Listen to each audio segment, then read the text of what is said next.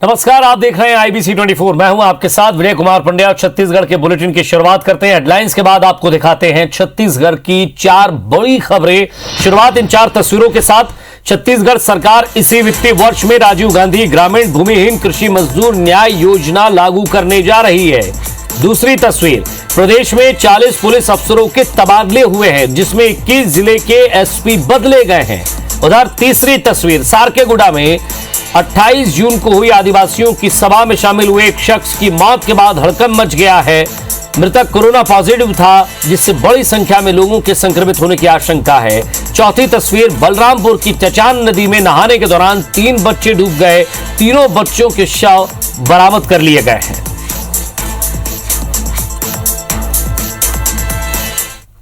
चलिए विस्तार से खबरों को देखते हैं। छत्तीसगढ़ में पुलिस विभाग में बड़ी सर्जरी की गई है। सरकार ने 21 जिलों के एसपी समेत 40 अफसरों का तबादला कर दिया। सरगुजा रेंज के आईजी आरपी साय को तत्काल प्रभाव से मुख्यालय अटैच कर दिया गया है। सरगुजा रेंज के अतिरिक्त प्रभार पर अब बिलासपुर के आईजी रतनलाल डांगी को दिया गया है।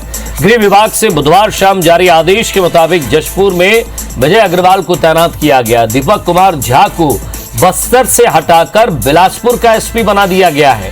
वहीं जितेंद्र सिंह मीणा को बालोद से बस्तर, बिलासपुर में एसपी रहे प्रशांत कुमार अग्रवाल अब दुर्ग जिले के एसपी पुलिस कप्तान होंगे।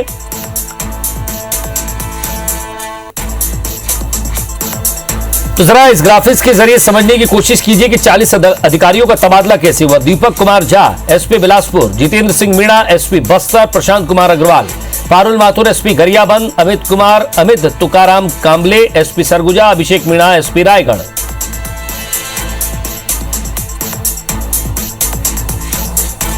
सरानंद Kumar SP Balod, Arvind Kujur SP Bemetara, Santosh Kumar Singh SP Korea,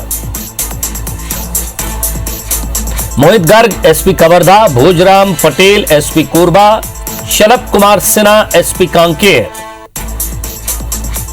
भावना Gupta SP Surajpur, Divyang Patel SP Mahasamund, U Uday Kiran SP Narayanpur, Trilok Bansal SP Gaurela Pendra Marwahi, Prashant Kumar Thakur SP Janjgir Champa, Praful Thakur SP Dhamtari, Sunil Sharma SP Sukma, Dukhuram Anchla SP Mungeli, Vijay Agarwal SP Jashpur.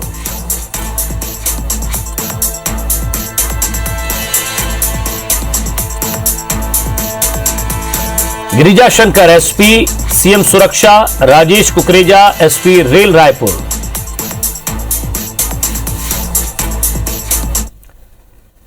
इधर छत्तीसगढ़ के मुख्यमंत्री भूपेश बघेल ने आज मनरेगा, नरवा और गोठान योजना की समीक्षा बैठक की है। इस दौरान कृषि मंत्री रविंद्र चौबे और विभाग के आला अधिकारी मौजूद रहे हैं। बैठक के बाद मंत्री चौबे ने बताया कि राज्य सरकार इसी वित्तीय वर्ष से राजीव गांधी ग्रामीण भूमिहीन कृषि मजदूर न्याय योजना लागू करने जा रही है। राशि कब और कितनी दी जाएगी, इसके लिए कार्य योजना तैयार हो रही है। मंत्री चौबे ने बताया कि भूमिहीन कृषि मजदूरों के खाते में पैसे भी इसी वित्तीय वर्ष के समाप्त होने से पहले ट्रांसफर किए जाएंगे। इस योजना का लाभ प्रदेश के 10 लाख से ज्यादा मजदूरों को मिलेगा। उन्होंने बताया कि छत्तीसगढ़ में 11,000 ग्राम पंचायतों में से 10,000 ग्राम पंचायतों में गोठान स्वीकृत किए गए हैं। वहीं गोठानों में रोजगार से संबंधित उपकरण मुहैया कराने के लिए चीफ सेक्रेटरी कार्य योजना तैयार कर रहे हैं।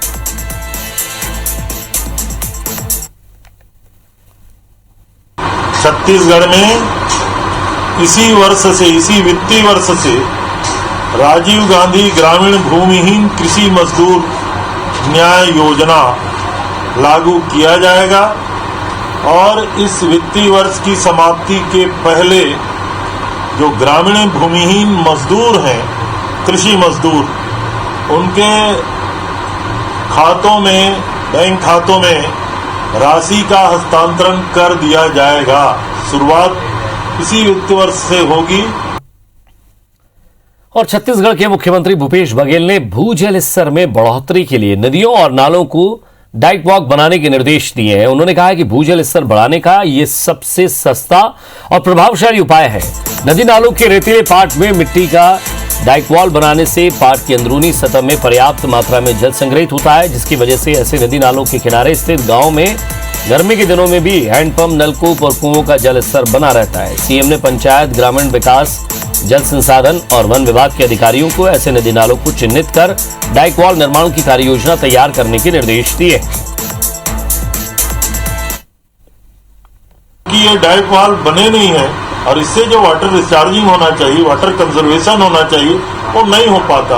आज आदरणीय मुख्यमंत्री जी ने दोनों विभाग को, फॉरेस्ट डिपार्टमेंट को भी और ग्रामीण विकास विभाग को भी निर्देश दिए हैं और साथ ही साथ इरिगेशन डिपार्टमेंट को भी इस बात के निर्देश दिए हैं इस प्रकार से डाइक वॉल बनाया जाए ताकि जो राशि का खर्च हो चुका है एनीकट बनाने में और वाटर रिचार्जिंग के लिए उसका सदुपयोग छत्तीसगढ़ में हो सके।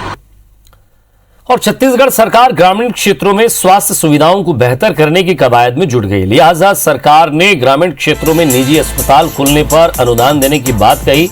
इस संबंध में सीएम भूपेश बघेल ने मुख्य सचिव को कार्ययोजना तैयार करने के निर्देश दिए। मुख्य सचिव सभी विभागों से चर्चा कर रिपोर्ट पेश करेंगे। इस संबंध में कैबिनेट मंत्री रविंद्र चौबे ने कहा कि कोरोना की दूसरी लहर के बाद सीएम के साथ हमने महसूस किया था कि ग्रामीण क्षेत्रों में स्वास्थ्य सुविधाओं का विस्तार होना चाहिए। इस संबंध में मुख्य सचिव की रिपोर्ट पेश करेंगे जिस पर कैबिनेट के सभी सदस्य अपनी राय रखेंगे। कैबिनेट के फैसले के बाद ही ये योजना लागू होगी। आपको बता दें कि इस निर्णय को लेकर पिछले दिनों स्वास्थ्य मंत्री टीएस सिंहदेव ने असहमति जताई थी।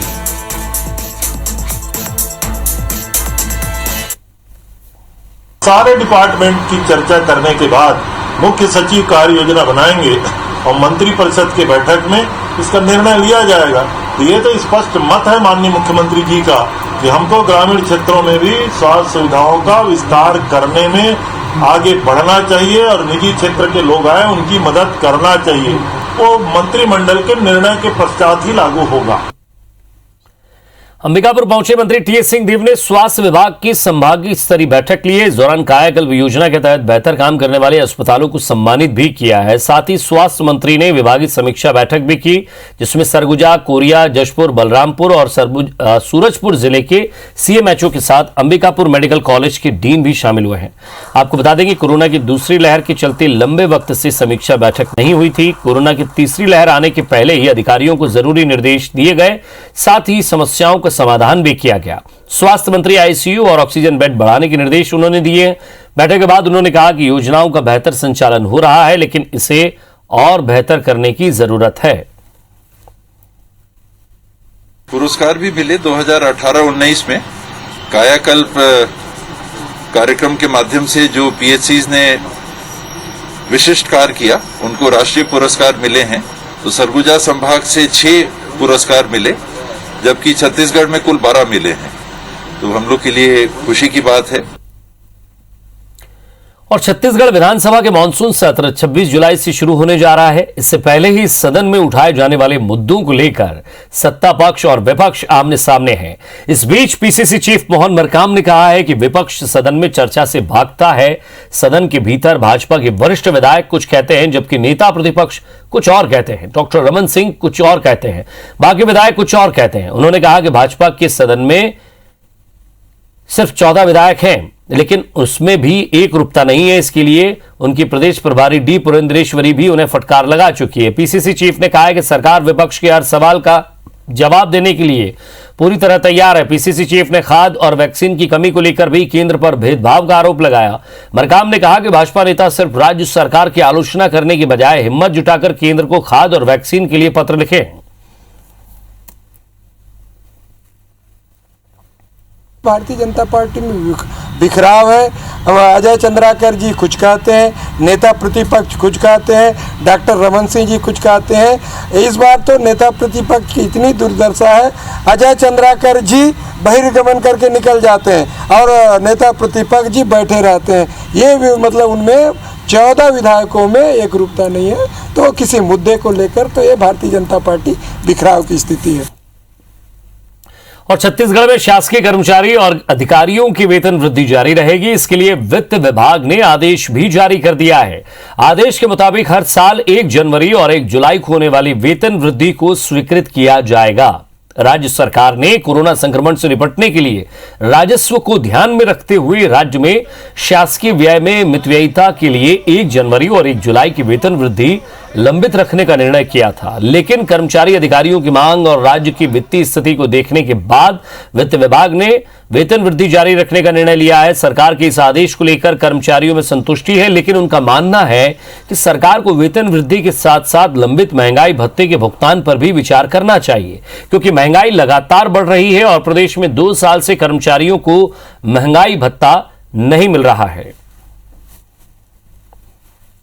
पूर्व में वित्त विभाग के जारी निर्देश से प्रदेश के अधिकारी कर्मचारियों में इस बात का भ्रम था कि 1 जुलाई से वेतन वृद्धि नहीं मिलेगा। आज 30 जून को वित्त विभाग ने आदेश जारी करके स्पष्ट कर दिया है कि प्रदेश के शासकीय कर्मचारियों को जो 1 जुलाई को पात्रता है वो वेतन वृद्धि मिलेगा। जिस प्रकार से वेतन वृद्धि दिया गया है उसी प्रकार से महंगाई भत्ता भी दे दिया जाए तो प्रदेश के जो कोरोना के संक्रमण से जूझ रहे आर्थिक संकट के कर्मचारियों को राहत मिल जाएगा। और बस्तर दौरे पर पहुंचे प्रदेश के वाणिज्य एवं उद्योग मंत्री कवासी लखमा ने एनएमडीसी के अधिकारियों के साथ बैठक की है। इस दौरान एनएमडीसी के सीएमडी को नगरनार स्टील प्लांट की कमीशनिंग की जानकारी दी। बैठक में एनएमडीसी के प्लांट के विनिवेशीकरण का मुद्दा भी उठा। कवासी लखमा ने बताया कि एनएमडीसी के निजीकरण का विरोध बस्तर के लोग कर रहे हैं। स्थानीय लोगों ने प्लांट के लिए जमीन इसी शर्त पर दी थी कि एनएमडीसी इसका संचालन करेगी। स्टील प्लांट को निजी हाथों में सौंपने का विरोध किया जाएगा। अगर केंद्र सरकार प्लांट का निजीकरण करती है तो राज्य सरकार अपने हाथ में लेकर स्टील प्लांट का संचालन करेगी। हम लोग एनएमडीसी के नाम से जमीन दिया है, इसलिए वो भारत सरकार ने प्राइवेट कंपनी दे रहा है और सरकार भी विरोध कर रही है। सरकार विधानसभा में संकल्प पारित किया है, अगर प्राइवेट कंपनी को देगा हम गवर्नमेंट को, छत्तीसगढ़ गवर्नमेंट चलाओ, उनको हम चलाएंगे। और बस्तर जिले के प्रभारी मंत्री बनने के बाद कवासी लखमा आज चित्रकूट भी पहुंचे, जहां पर स्थानीय कार्यकर्ताओं ने डीमरापाल से बास्तरहार तक जोरदार स्वागत किया। इस दौरान तोकापाल में मंत्री कवासी लखमा अपने देसी अंदाज में बस्तरिया लोक नृत्य करते हुए नजर आए। स्थानीय विधायक राजमन बेंजाम भी ढोल नृत्य टोली के साथ थिरकते हुए मंत्री कवासी लखमा का साथ देते दिखे।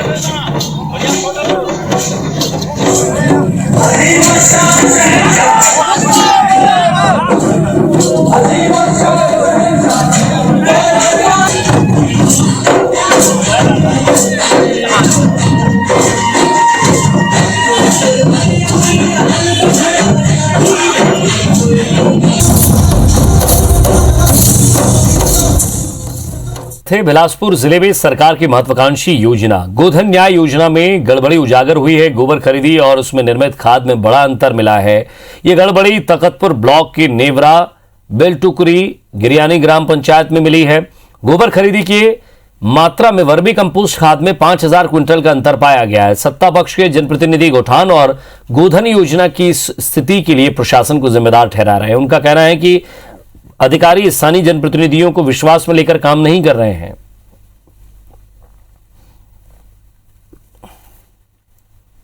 ग्रामीण क्षेत्रों में जो बातें आ जा रही है, यदि हम सब लोगों की भी सहभागिता हो जाए, हम सब लोगों को भी इसकी जानकारी हो कि कहाँ गड़बड़ी पाई जा रही है, या हम सब मिलजुल करके उसका निरीक्षण करें, तो मैं सोचता हूँ कि और कारगर साबित होगा, अच्छा होगा, सफल होगा हमारा कार्यक्रम। तो 8 गोटान के अलावा जो हमारा 86 गोटान है जो ऑलरेडी गोधन न्याय योजना से कनेक्टेड था, उसमें जो गोबर कलेक्शन और वर्मी कंपोस्ट सुपर कंपोस्ट का प्रोडक्शन चल रहा है। अभी तक हमने 17,000 क्विंटल्स हमारा वर्मी कंपोस्ट का टारगेट था, उसमें हमने 16,000 क्विंटल्स हमने प्रोड्यूस कर लिए। एक कन्वर्शन में कम आ रहा है, उसका भी वो लोग जवाब देंगे कैसे कम आ रहा है, क्या कारण है। और इसी के साथ फिलहाल इस बुलेटिन में इतना ही। नमस्कार।